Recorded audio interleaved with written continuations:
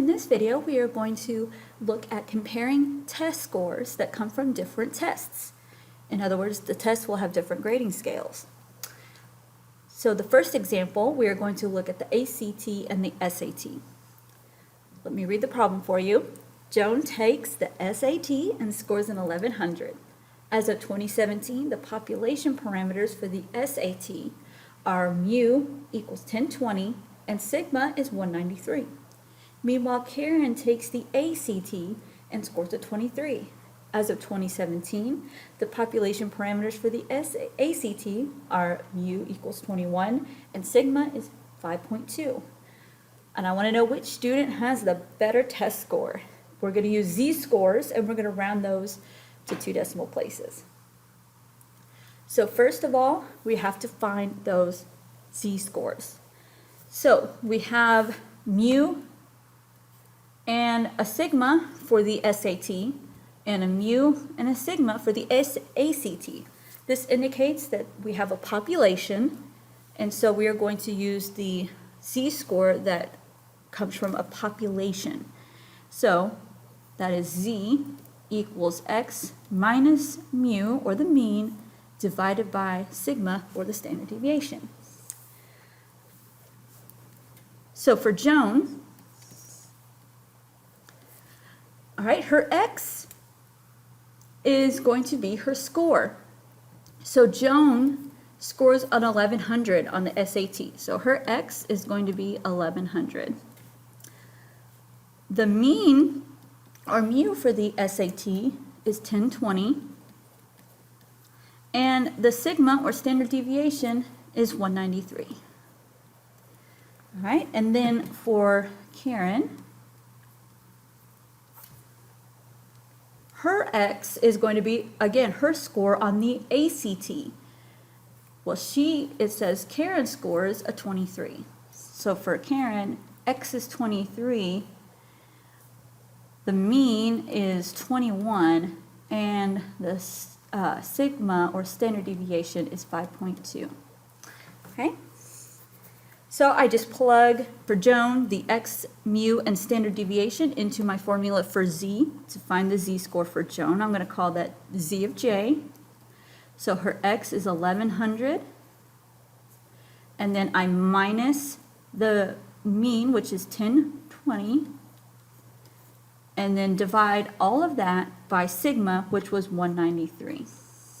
Okay? I put that in my calculator. A quick note about entering this z-score in your calculator: be sure that you put the first 2 terms in your numerator inside parentheses when you enter this in your calculator. Otherwise, your calculator will perform the order of operations incorrectly and your answer will be off. I don't write them here in these examples, but just to make sure that you put parentheses around, in this case for z of j, the 1100 and the 1020 in your calculator.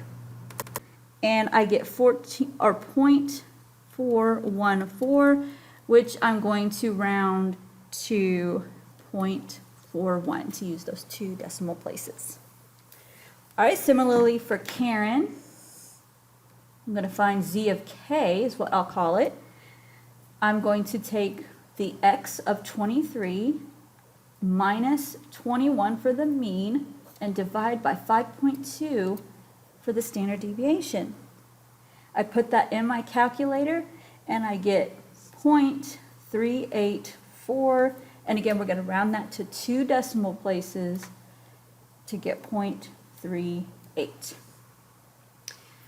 So the 2 things that I'm comparing are the 0.41 and the 0.38. And then my blue text here says that the highest z-score indicates the highest relative test score. So who scored better? The student with the highest z-score, which would be Joan. So Joan's our winner. Let's do this next example. Here we're still going to be comparing test scores, but we have a student, John, who has made a 78 on all 3 tests, but each test is going to have a different mean and standard deviation. So let's read the problem. A set of mathematics exam scores has a mean of 70 and a standard deviation of 8. A set of English exam scores has a mean of 74 and a standard deviation of 16. A set of history exam scores has a mean of 72 and a standard deviation of 3. If John makes a 78 on all 3 tests, which score would have the highest standing? Once again, we are going to, just like the previous example, find the z-score for that 78 as it stands for the mathematics exam, the English exam, and the history exam. And the test with the highest z-score will be the one with the greatest relative standing. So, first of all, I'm going to need the z-score formula. So my formula for the z-score, in this case, I'm going to use sample notation because I just have a set of tests. So it is going to be x minus x bar over s. Okay, it's the same formula from before, but with the sample notation. So for my mathematics exam, my x is going to be the 78, because John made a 78 on each test. My x bar is going to be the mean, which is 70. And my standard deviation, or S, is going to be 8. For my English exam, X is still going to be 78 because he made a 78 on all 3 tests. My x bar is going to be the mean of the history scores, which is 72. Oh, the English scores rather, which is 74. And S will be the standard deviation of the English exams, which is 16.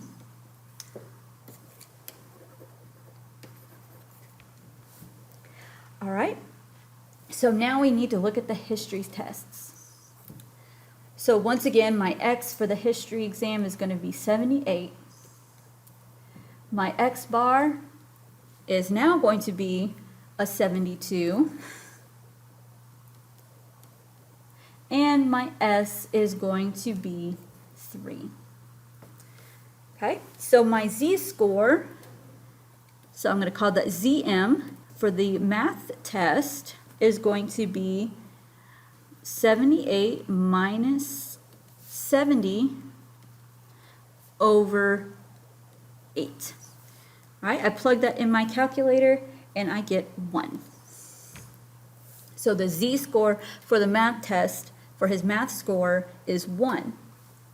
So for John's English score, his z-score, z of e, is going to look like 78 minus 74 over 16. Right? You put that in your calculator and you get 0.25. And finally, for the history exam, I'm going to call that ZH. John's z-score for his 78 on the history test is going to look like 78 minus the mean, which is 72, or x bar, over S, which is 3. Plug that into your calculator and you get 2. So again, I'm going to pick the highest z-score, which is the history test. So relatively speaking, even though John got a 78 on all 3 tests, relatively speaking, he did better on the history test.